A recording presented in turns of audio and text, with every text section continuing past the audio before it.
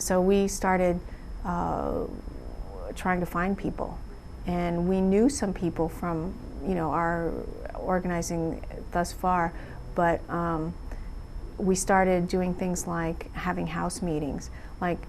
as you recall, people weren't used to talking about it at that time, and it was very controversial, and people would NGO you like crazy, oh no, I have nothing to say,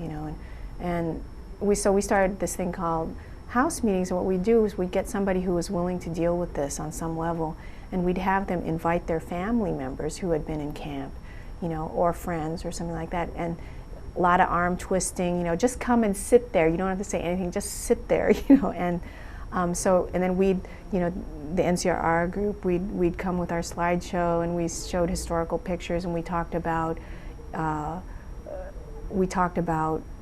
some of the constitutional violations, we talked about redress, we talked about monetary compensation,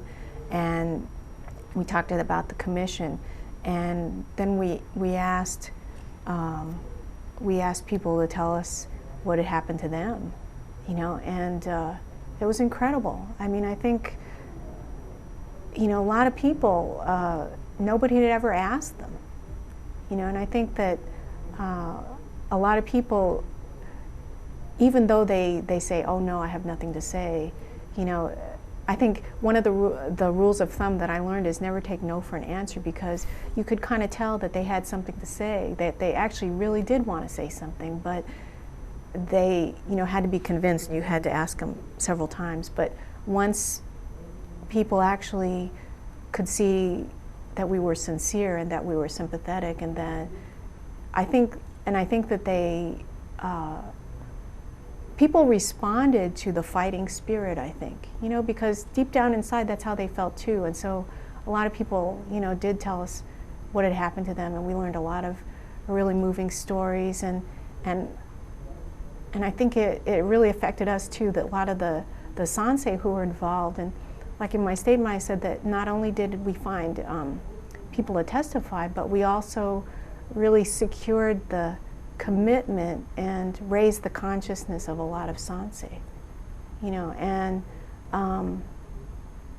I think, one observation that I have about that whole process and the redress movement as a whole is that there was a lot of, like the reconciliation between Nisei and Sansei wasn't necessarily just within families. Like for instance, like my family, I always wanted them to, be more involved and speak out and, do all those kind of things that Sanseis want their Nisei parents to do, around the camps and stuff. And for a number of reasons, one of them being that they were very isolated. They never did. And but I was able to meet other Nisei who kind of fulfilled that need in me, and who also, interestingly enough, frequently said that their children didn't want them to do it. So it was funny. There was kind of a funny, people gave each other what they couldn't get in their own family, and so anyway, that was an interesting thing that I noticed.